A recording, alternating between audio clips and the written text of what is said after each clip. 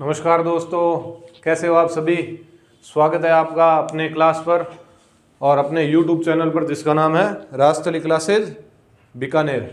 तो दोस्तों, कल जो टेस्ट टेलीग्राम चैनल पर भेजा था उसमें कितने सही हुए हैं आपके कमेंट करके बताइए। जितने क्वेश्चन थे उनमें से कितने % आपके सही हुए हैं तो कमेंट बॉक्स में ज़रूर बताइए। और अगर आपने अभी तक टेलीग्राम चैनल को ज्वाइन नहीं किया है तो आपको बता दें, इस क्लास के अंदर जो भी पढ़ाया जाता है या और इससे भूगोल वाली क्लास में जो भी पढ़ाया जाता है टेलीग्राम में रोज उसके क्वेश्चन आपको मिलेंगे। तो अभी तक नहीं ज्वाइन किया है तो अपने यूट्यूब चैनल का नाम भी राजस्थली क्लासेज बीकानेर है, इसी नाम से टेलीग्राम चैनल है तो उसको ज्वाइन कर लीजिएगा। ठीक है। तो कल हमने मेवाड़ को कंप्लीट किया था, मेवाड़ टॉपिक को। ठीक है। तो मेवाड़ टॉपिक के अंदर एक फतेह सिंह जी के बारे में एक आप बात लिख लीजिए जो हमने कल लिखी नहीं। तो फतेह सिंह जी के समय ना उदयपुर के अंदर फतेह सिंह जी के लिख लेना साइड में, फतेह सिंह ने उदयपुर में सज्जन विलास बाग। सज्जन सिंह जी इनके पिता थे। ये अपन फतेह सिंह जी के शासनकाल की बात कर रहे हैं। फतेह सिंह जी ने उदयपुर में सज्जन विलास बाग में 1889 में उदयपुर में सज्जन निवास बाग में वाल्टर कृत राजपूत हितकारिणी सभा की स्थापना की। इसमें क्या है कि अपन जो नशा करते हैं राजपूत, उस समय राजाओं के बीच में नशा बहुत बढ़ गया तो नशा को रोकने के लिए कन्यावध को और शादी होती थी उसमें बिना फालतू के खर्चे बहुत होते थे। उन खर्चों को मतलब सामाजिक क्रूरतियां जितनी भी थी उनको कम करने के लिए, उनको खत्म करने के लिए फतेह सिंह जी ने आपके उदयपुर के अंदर वाल्टर कृत राजपूत हितकारिणी सभा की स्थापना की थी। और कल इनके बारे में हमने क्या पढ़ा था, 1903 के अंदर किन के राज्यारोहण के समारोह में ये दिल्ली जा रहे थे, बताइए आप। एडवर्ड सप्तम 7। तो आपके केसरी सिंह जी बारट ने किसको चेतावनी चंगुठी देकर भेजा और कहा कि ये आप फतेह सिंह जी को दे देना, तो गोपाल सिंह खरवा। उसके अंदर क्या लिखा हुआ था, घना घलिया घमसान राणा सदा रिया निडर फेंकता ही फरमाल हलचल किम हुए फतमल। तो इस प्रकार की बात कही गई थी उसके अंदर, जिससे ये वापस दरबार के अंदर गए नहीं और ना ही 1911 वाले जॉर्ज पंचम के दरबार में गए। बाद में इनको हटाकर भूपाल सिंह जी को बना दिया गया था। भूपाल सिंह जी महाराज प्रमुख थे, ये बात की थी। और इनसे पहले अपन सज्जन सिंह के बारे में क्या बात की थी। सज्जन सिंह के दरबार में आपके दयानंद सरस्वती थे। दयानंद सरस्वती ने 1874 के अंदर सज्जन सिंह के दरबार के अंदर आर्य समाज की कौन सी पुस्तक लिखी, सत्यार्थ प्रकाश। ठीक है। और परोपकारिणी सभा की स्थापना कब की, 1883। कहाँ पे की, उदयपुर में। बाद में इसका मुख्यालय अजमेर भेज दिया गया। और एक न्याय प्रणाली शुरू की थी सज्जन सिंह जी ने, खास इजलास 1877 के अंदर। तो ठीक है, मेवाड़ की बात हमें इतनी ही करनी थी।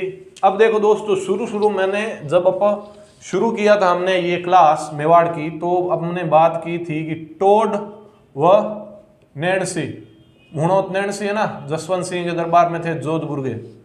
तो टोड व नैणसी के अनुसार गुहिलों की कितनी शाखा बताई थी आपको, बताओ कितनी, 24। ठीक है। तो गुहिलों की 24 शाखाओं के बारे में हमने बात की थी। तो एक जो सबसे अच्छी, सबसे मतलब प्रसिद्धि प्राप्त होने वाली जो अपने थी शाखा, तो वो तो हमने बात कर ली मेवाड़। लेकिन दूसरी भी थी आज जो थोड़ी ज़्यादा इतनी फेमस तो नहीं हुई, लेकिन एग्जाम में कभी कभार उनके से क्वेश्चन आ जाता है। ठीक है। तो उनके बारे में आज बात करते हैं। सबसे पहले बात करेंगे हम डूंगरपुर के बारे में, वहाँ पे भी गुहिलों का शासन था। ठीक है। बाद में बांसवाड़ा के बारे में बात करेंगे, प्रतापगढ़ के बारे में बात करेंगे। तो आज हम शुरू करते हैं डूंगरपुर के इतिहास के बारे में। ठीक है। तो आप हेडिंग लगा लेना लेकिन पहले, इससे पहले आप कहानी समझ जाओ। देखो 12वीं सदी के अंदर है ना, 12वीं सदी में इन्हीं मेवाड़ के गुहिलों में से एक आदमी हुआ था। कौन हुआ भाई? सामंत सिंह। सामंत सिंह। इस सामंत सिंह को क्या है कि मेवाड़ की गद्दी मिली नहीं। इसने सोचा कि अपने क्या नया राज्य स्थापना नहीं कर सकते हम, इनकी क्यों गुलामी करें, मैं खुद जाऊंगा, किसी क्षेत्र को जीतूंगा और अपना खुद का राज्य बनाएंगे। अपन राजा तो हम बनेंगे, कहीं ना कहीं तो बनेंगे। तो ये क्या किया, अपने राजस्थान है ना, राजस्थान थोड़ा इसी प्रकार से है। तो राजस्थान के अंदर यहां अपने मेवाड़ था, ये सामंत सिंह गुहिल ही था, सामंत सिंह गुहिल ही था। तो ये 12वीं शताब्दी के अंदर ये क्या करता है कि मेरे को भाई राजा नहीं बनाओगे तो मैं तो छोड़ के जाऊं और किसी दूसरे क्षेत्र को अपने बाहुबल से जीतूंगा मैं और राजा बनूंगा। तो ये यहाँ मेवाड़ से सीधा आ गए यहाँ वागड़। वागड़, वागड़ हम किसको कहते हैं? डूंगरपुर बांसवाड़ा वाला क्षेत्र है ना, डूंगरपुर व बांसवाड़ा वाला क्षेत्र है ना, ये है आपके वागड़। तो ये वागड़ के अंदर आया। इस समय वागड़ के अंदर परमारों का राज था। किन का राज था भाई? वागड़ के अंदर परमारों का। किन का? परमारों का। तो ये सामंत सिंह योग्य था और पराक्रमी आदमी था। तो इसने इन वागड़ के अंदर आकर इन परमारों को बुरी तरीके से पराजित कर दिया। और यहाँ पर वागड़ के अंदर गुहिल वंश की दूसरी शाखा का स्थापना कर दी। वागड़ की गुहिल वंश की शाखा की स्थापना किसने की? पूछे, सामंत सिंह। ठीक है। बाद में कोई इस पर एक आक्रमण होता है, उसमें ये वागड़ वापस हार जाता है और ये बाद में कहा जाता है कि पृथ्वीराज, तराइन का युद्ध हुआ था, तराइन का युद्ध, दूसरा युद्ध हुआ ना तराइन का 1192 के अंदर। तो इसके अंदर ये पृथ्वीराज की सहायता करते हुए वीर गति को प्राप्त कर लेते हैं सामंत सिंह जी। ठीक है। तो ये सामंत सिंह जी की कहानी है। इन्होंने आकर वागड़ के अंदर गुहिल वंश की शाखा डाली है, ये आप समझ गए होंगे।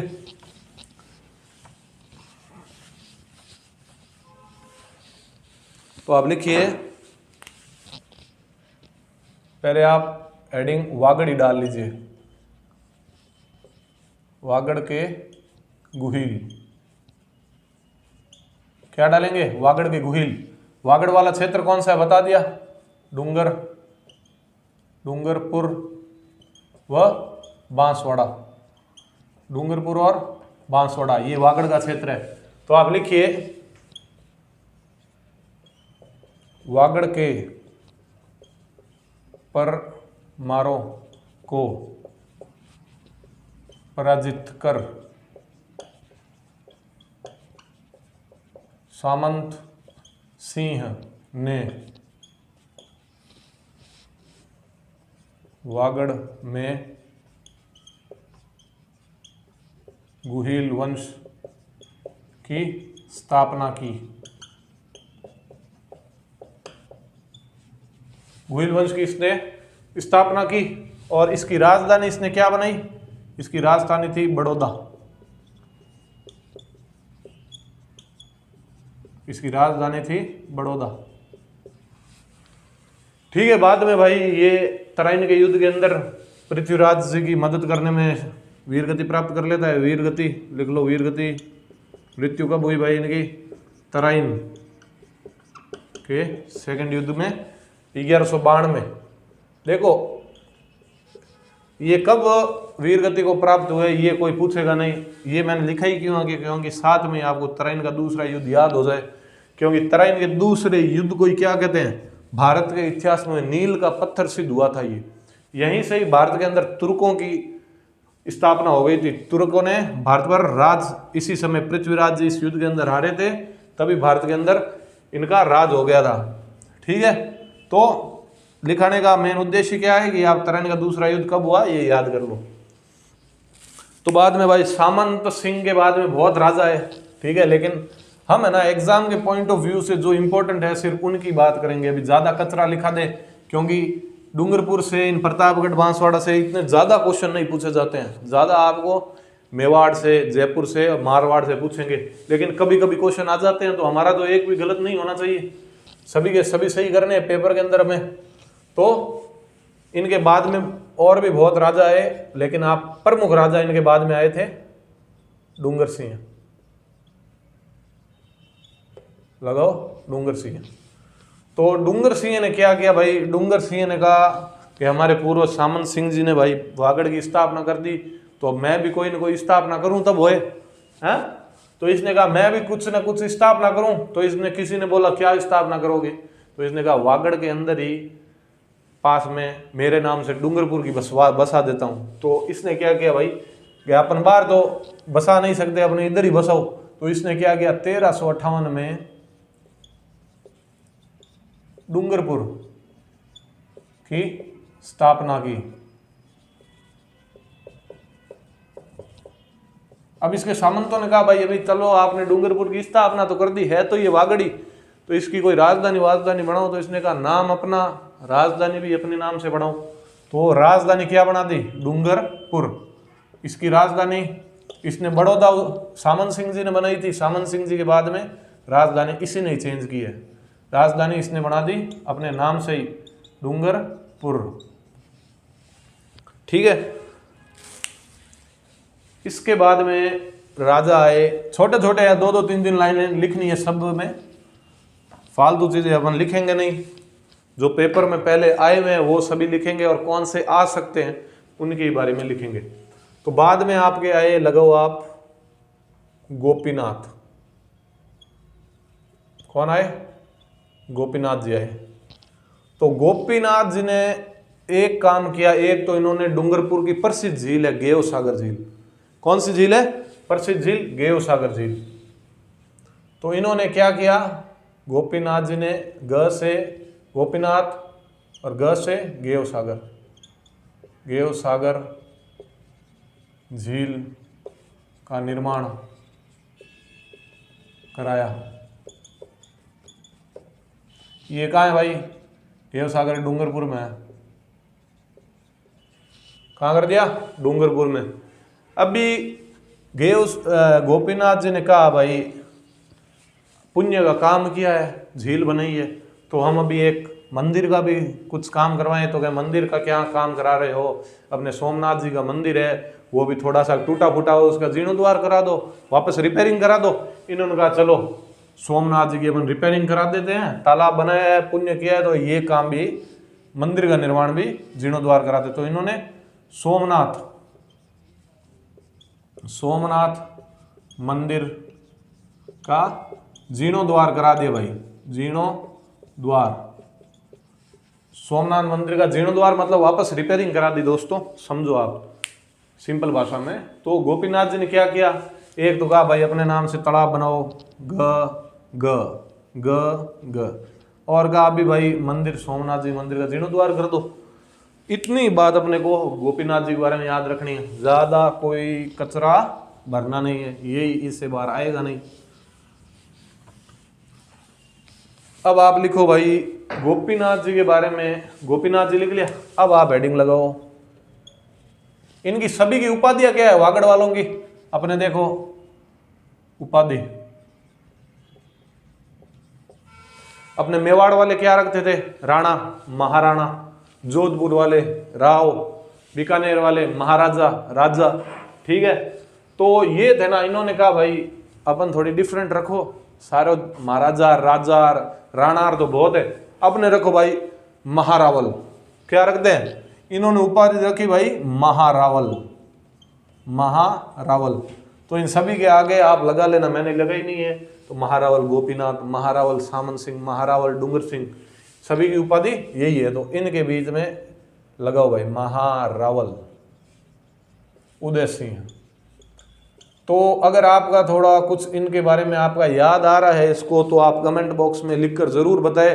देखते हैं कितने प्रतिभाशाली बच्चे हैं जो कमेंट करके बताएंगे। महारावल उदय सिंह जी के बारे में हमने मेवाड़ के इतिहास के अंदर एक बार पढ़ा है, बताओ कहाँ पे पढ़ा है।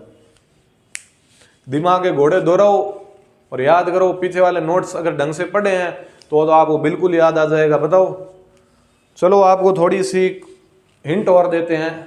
हमने इनको पढ़ा था राणा सांगा के समय, सांगा के समय आपको नाम लिखाया हुआ है महारावल उदय सिंह जी। याद आया कुछ? थोड़ा बहुत कुछ तो आया होगा। चलो वो भी आपको नहीं आया तो एक और बता देते हैं। एक युद्ध हुआ था खानवा। कौन सा हुआ? खानवा। खानवा का है रूपस भरतपुर। कब हुआ? 17 मार्च 1527। बहुत इंपॉर्टेंट डेट है, याद रखना।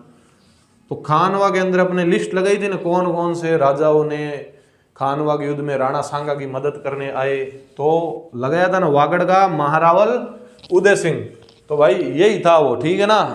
कितनों को याद आया है कमेंट बॉक्स में लिखकर बताना जरूर, पता चले कौन होशियार होशियार लोग हैं, बताओ। तो बताओ आप, इन्होंने यही काम था जो पहले लिखा है, वापस लिख लो। खानवा युद्ध में राणा सांगा की मदद की और उस युद्ध के अंदर ये वीर गति को प्राप्त हो गए। इन्होंने मरने से पहले अपने राज्य का विभाजन कर दिया। 2 बेटे थे, उन बेटों ने कहा मैं भी बनूंगा राजा, और वो कह रहा है मैं भी बनूंगा, क्योंकि इनके तो पुरानी आदत थी। वो सामंत सिंह ने कहा मैं राजा बनूंगा, तो वो मेवाड़ छोड़ कर आया। अभी इनकी क्या है, वंशज ये है, तो सभी को ही राणा बनना है, तो भाई महारावल बनना है। तो पृथ्वीराज ने कहा भाई और तो मैं क्या करूं, अपने राज्य का विभाजन कर दूं और दोनों बन जाना आधे आधे के राजा। अभी एक का तो एक ही बनेगा। तो भाई दोनों बेटे कौन थे इसके? इसके 2 पुत्र कौन है बताओ? एक तो है पृथ्वी सिंह, और एक आपके जगमाल। ये महाराणा प्रताप का भाई जगमाल नहीं है, दूसरा वाला है, ध्यान रख लेना। जगमाल को कौन सी जागीर दी थी अकबर ने? कमेंट बॉक्स में करके बताओ आप। तो ये 2 पुत्र थे, इसको तो दे दिया डूंगरपुर, राज्य का विभाजन कर दिया, इसको दे दिया डूंगरपुर, अपने राज्य का पश्चिमी भाग, वागड़ का पश्चिमी भाग। अपन अब बात करते हैं, देखो पश्चिम में कौन सा है? डूंगरपुर। और पूरी भाग बांसवाड़ा। बांसवाड़ा का संस्थापक पूछ ले कौन है? बांसवाड़ा का संस्थापक पूछ ले तो आपके जगमाल है, ठीक है।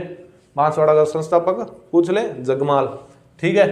तो अभी हम डूंगरपुर की बात करेंगे पहले, तो आप इधर से हेडिंग डाल लो डूंगरपुर। अभी तक तो ये वागड़ था, लेकिन अभी विभाजन हो गया तो 2 राज्यों में बंट गया। अब पहले हम डूंगरपुर वाला राजाओं की बात करेंगे, बाद में बांसवाड़ा में जाएंगे तो सबसे पहले जगमाल की बात करेंगे, बाद में इसके कौन वंशज होते हैं 2-3 बात है वो लिखेंगे। तो अभी आप हेडिंग क्या डालोगे? डूंगरपुर। ये दोनों ही बांसवाड़ा और डूंगरपुर दोनों ही क्या है? महारावल की उपाधि धारण करेंगे भाई, ध्यान रखना। तो डूंगरपुर लगा लो हेडिंग, ये क्या है? डूंगरपुर।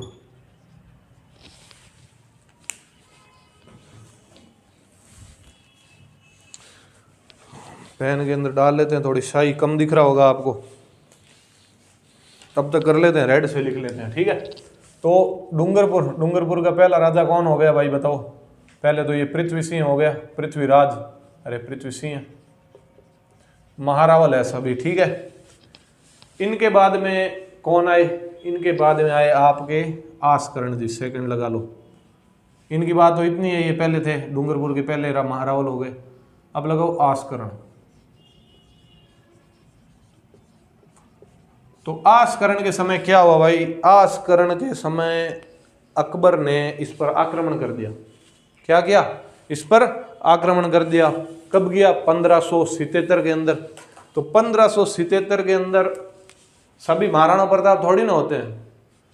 वो महाराणा प्रताप इतने लड़े, तब हम बच्चे को याद है महाराणा प्रताप, ये सभी को याद थोड़ी ना है, क्योंकि इन्होंने क्या कर ली? अधीनता स्वीकार कर ली।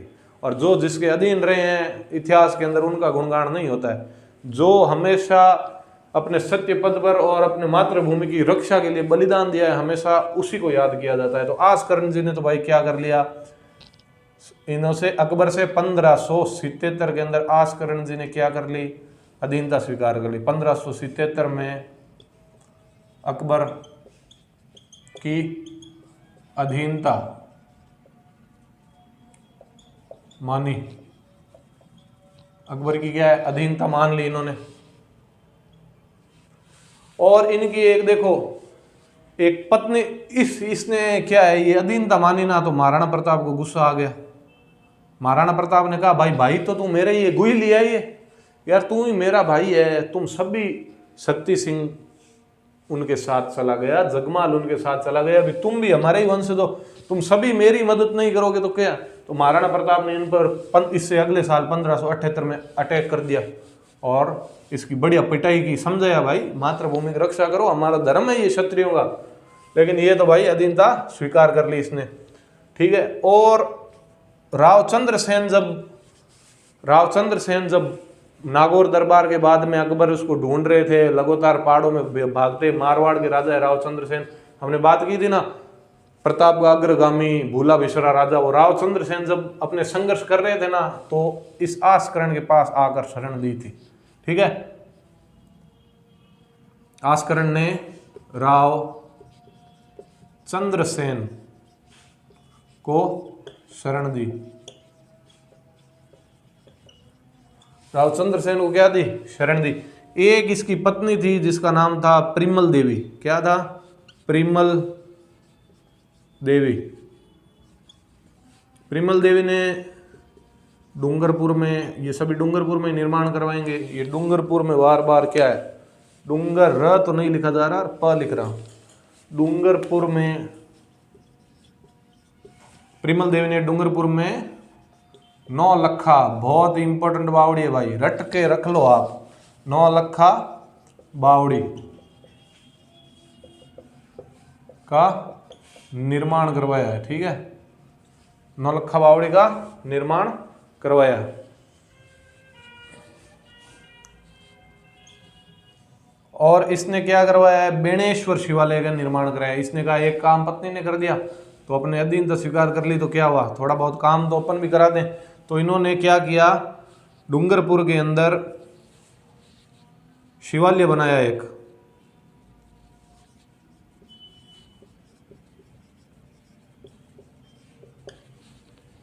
शिवालय कौन सा, बेणेश्वर।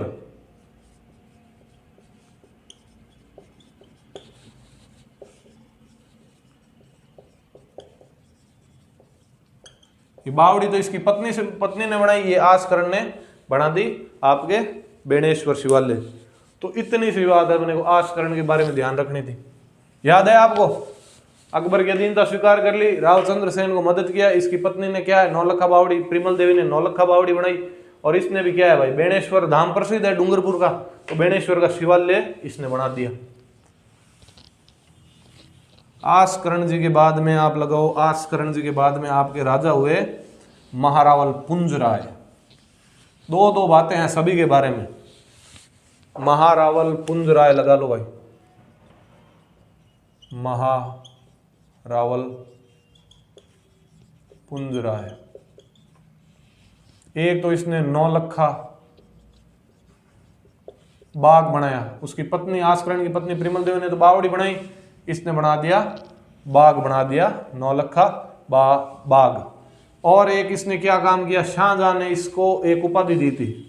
इसके और शाहजहां के संबंध बहुत अच्छे थे, ठीक है ना। तो शाहजहां ने क्या भाई, अपनी दोस्ती बहुत बढ़िया है, चलो मैं तेरे को एक उपाधि दे देता हूं। इसने कहा दे दो, अपन क्या रख लेंगे उपाधि। तो शाहजहां ने इसको क्या दिया, शाहजहां ने पुंज राय को माही भरात्यु उपाधि दी। माही भरात्यु उपाधि दे दी शाहजहां ने इसको। और इतना ही अपने को महारावल पुंज राय के बारे में बात करना है। 9 लखा बाग बनाया है। और एक इसने, चलो एक आप और लिख लो इसका निर्माण कार्य, वो है आपके गोवर्धन राय।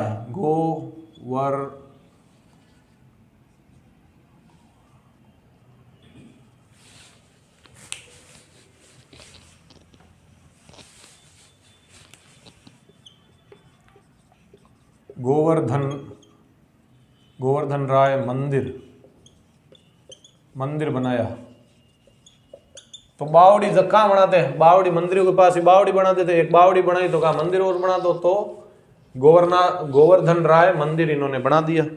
ठीक है, तो महारावल पुंज राय के बारे में इतनी ही बात ध्यान रखनी, हो जाएगी याद? ठीक है भाई, हो जाएगी तो बहुत बढ़िया है, क्योंकि इनसे क्या है, कोई कोचिंग वाले ज्यादातर इनको पढ़ाते नहीं है, और इनसे जब क्वेश्चन आ जाता है तो बच्चे कहते हैं ये कहाँ से आ गया भाई, ये तो कभी पढ़ा ही नहीं। तो जब इतना याद करते हैं, 2-3 और याद कर लो, अपना क्वेश्चन गलत नहीं होना चाहिए। महारावल पुंज राय के बाद में एक जोरदार राजा आया है, क्या नाम है उसका? शिव सिंह। शिव सिंह, शिव सिंह ने भी कहा भाई सारे तालाब बना रहे हैं, कोई बावड़ी बना रहे थे, एक तालाब मैं और बना दूं। शिव जी का भगत था शिव सिंह। शिव सिंह ने कहा शिव जी के जल चढ़ाने के लिए अपने को तालाब तो चाहिए, तो इसने कहा भाई रंग बिरंगा तालाब बना दो। शिव जी के लिए क्या बना दो? रंग बिरंगा तालाब बना दो, जिससे पानी लाएंगे और शिव जी का अभिषेक करेंगे। तो इसने कहा शिव जी के लिए रंग बिरंगा तालाब बना दो, तो इसने रंग सागर तालाब का निर्माण करवाया। रंग सागर तालाब, रंग सागर तालाब का निर्माण कराया। शिव जी के लिए रंग सागर तालाब का निर्माण करवाया इसने। इतनी एक ही बात अपने को अपने शिव सिंह जी के बारे में ध्यान रखनी। ठीक है, तो अगले राजा आप लगाओ जसवंत सिंह। याद तो हो जाएंगे सभी, एक एक 2-2 लाइन के हैं। ये जसवंत सिंह सेकंड, इसने क्या की भाई, इसने एक तो कर ली 1818 की संधिया करवाई थी नहीं हमने, 1818 में अंग्रेजों से क्या कर ली, 1818 में संधि कर ली अंग्रेजों से। आपको बताया था एक कौन कौन सी रियासतें थी, बताओ जिन्होंने 1817 के अंदर संधि कर ली। क्वेश्चन है, कमेंट बॉक्स के अंदर करके बताओ, देखेंगे कौन बताता है। कल ही पढ़ा था आपने, बाकी सब ने हमने पूछा था, उसमें 3 थी और बाकी सभी ने 1818 में कर ली। सबसे पहले करौली हरबख्शपाल सिंह ने की, एक तो इनमें करौली हो गई, बता दिया आपको। और सबसे लास्ट में आपके शिव सिंह ने कर ली। ठीक है, सबसे लास्ट किसने की? शिव सिंह ने 1818 में संधि।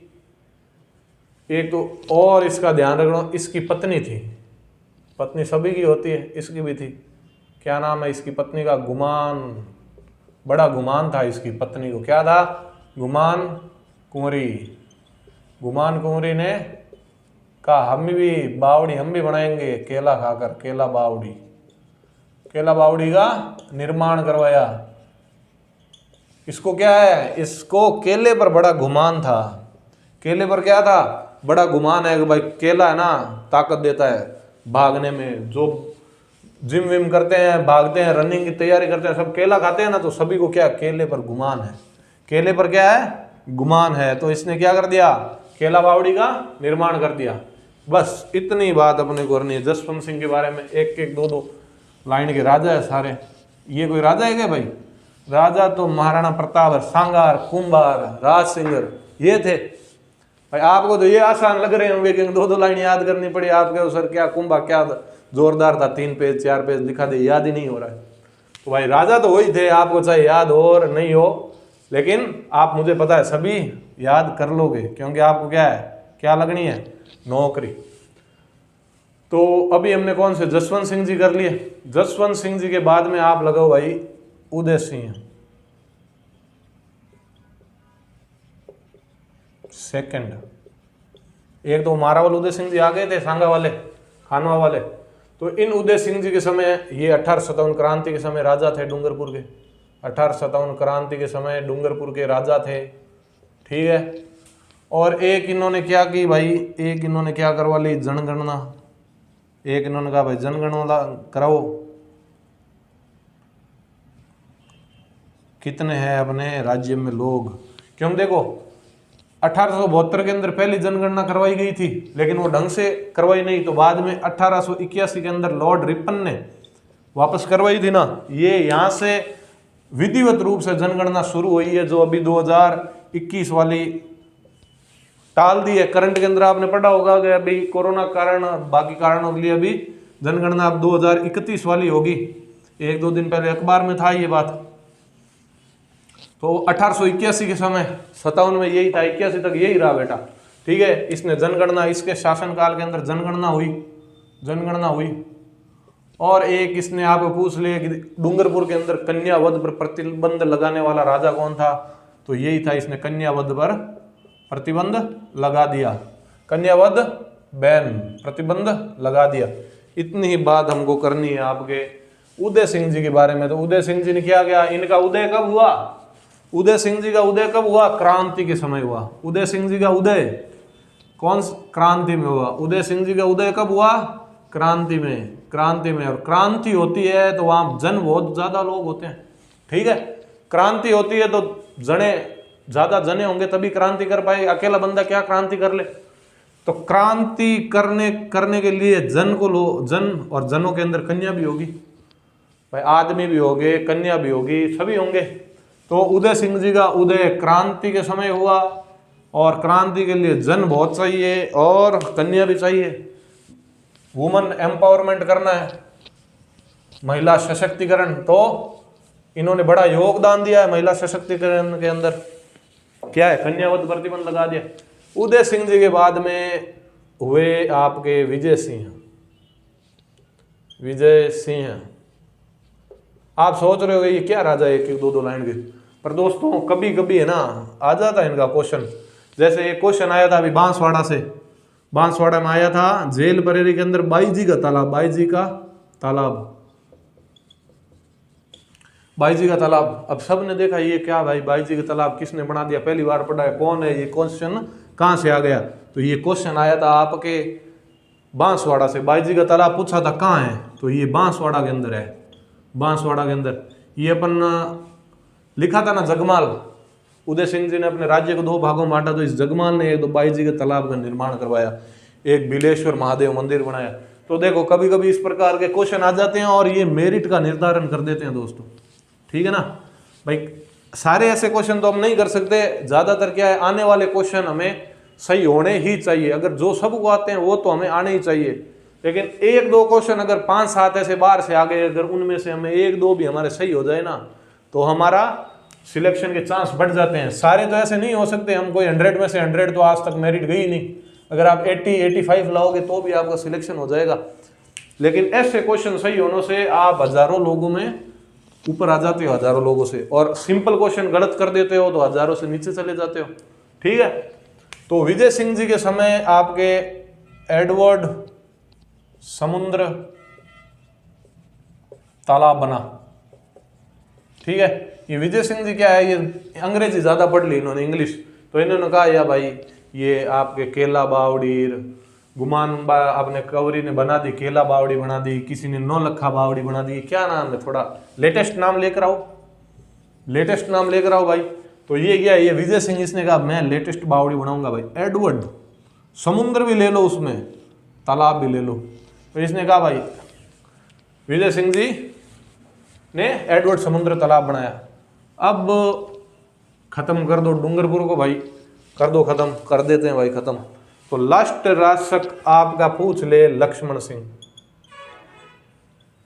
लक्ष्मण सिंह,